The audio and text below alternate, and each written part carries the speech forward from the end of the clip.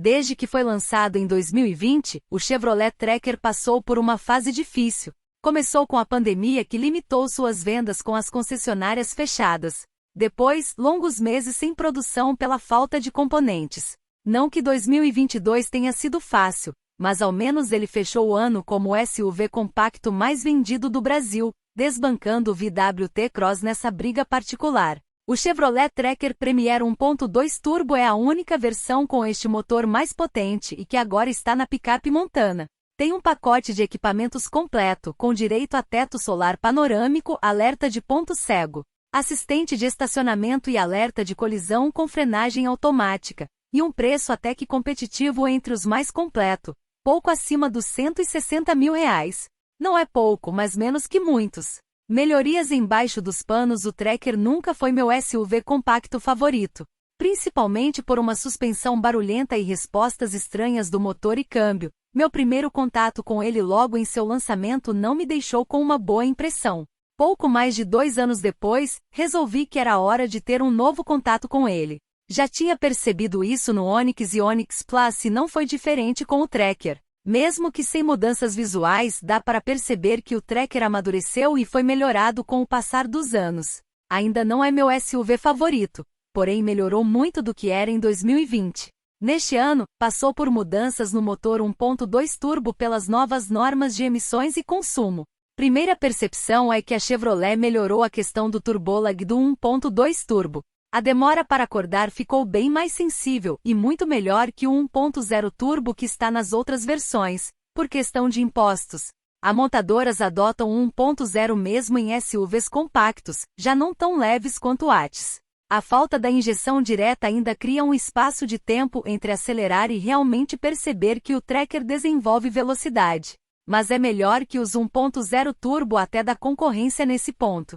Fizemos o teste do Tracker 1.2 turbo com gasolina, como foi feito seu primeiro teste instrumentado em 2020, logo após o lançamento. Na comparação entre anos, temos uma melhora na aceleração, de 10,4 segundos para 9,3 segundos no 0 a 100 km por hora, uma diferença considerável. Na arrancada, até os 60 km por hora, uma melhora de 0,5 segundo, além de melhores retomadas. Veja a tabela abaixo a comparação. Consumo urbano G 10,5 km litro 9,6 km litro. Consumo rodoviário G 14,0 km litro 15,1 km litro. Não temos uma mudança de potência e torque. Ainda são os 132, 133 CV e 19, 421,4 kgfm. A transmissão é automática de 6 marchas, mas é perceptível que está recalibrada com menos trancos e reduções desnecessárias, aproveitando melhor o torque de baixa. Isso faz uma boa diferença no uso diário e nas retomadas, algo que na prática significa melhores ultrapassagens. Por exemplo, o Tracker 1.2 Turbo perdeu o start-stop com o tempo.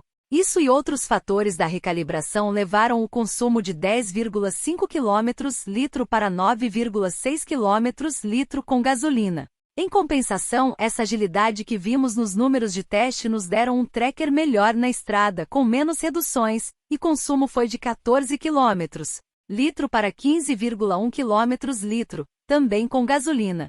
A rotação baixa da sexta marcha a 120 km litro, abaixo das 2.500 rotações por minuto, ajudou bastante. Nem só de motor é feito um carro, a engenharia também melhorou a suspensão do Tracker com o tempo. Batidas secas quase não existem e as borrachas de coxins e buchas parecem aguentar mais as pancadas do dia a dia sem reclamar que os primeiros desta geração. É um SUV bem confortável no uso, inclusive com uma direção elétrica que poderia ter mais peso em velocidades mais altas.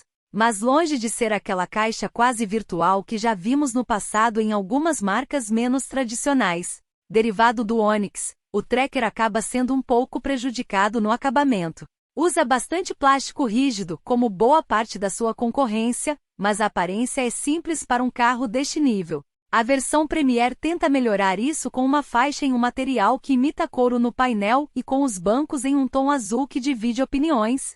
Como sinal de economia, as portas traseiras não possuem acabamento em couro como as dianteiras.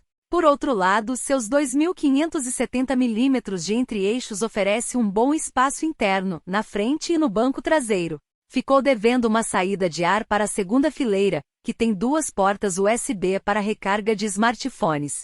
No porta-malas 393 litros de capacidade, bom dentro do segmento, mas não o maior.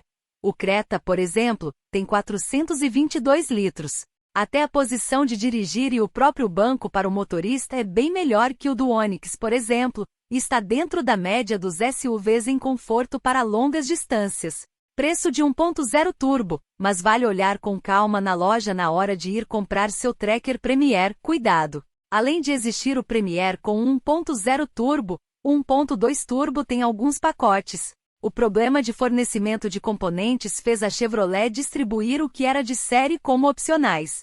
O 1.2 turbo é o único com o teto solar panorâmico, o que já ajuda a identificar na compra. O Premier 1.2 mais barato custa R$ 156.490 e já tem monitor de pressão dos pneus, painel com a tela de 3,5 colorida, faróis e lanternas em LEDs, carregador sem fio para smartphone, retrovisor interno fotocrômico, bancos em couro, alerta de colisão com frenagem automática, 6 airbags, controles de tração e estabilidade, sistema multimídia com tela de 8, com Apple CarPlay por cabo. Piloto automático, câmera de ré, alerta de ponto cego, rodas de 17, sensor de luz, sensor de chuva e chave presencial, entre os principais. Não tem Bluetooth e espelhamento Android Auto até a versão de R$ 158.990. Como testado, o Tracker 1.2 Turbo Premier mais completo custa R$ 160.590 e adiciona o ar-condicionado automático. Espelhamento sem fios para Apple CarPlay e Android Auto, sistema de estacionamento automático e sensores dianteiros, laterais e traseiros. Não é barato, mas é interessante se não quiser um 1.0 turbo como o Hyundai Creta Platinum, com teto solar, de R$ 156.390, que não possui os assistentes de condução, o VW T-Cross Comfortline 200TC, de R$ 152.200 a R$ 161.770 se receber teto solar e bancos em couro. Em 2022, foram 70.806 unidades do Tracker vendidas, contra 65.341 do T-Cross e 62.651 do Creta. Como será essa briga em 2023? Com o Chevrolet mais maduro, tende a seguir assim, mas terá um T-Cross renovado em algum momento do próximo ano para esquentar isso. O Tracker mereceu isso, trabalhou pelo resultado, mas também está na hora de se renovar ou vai perder esse espaço.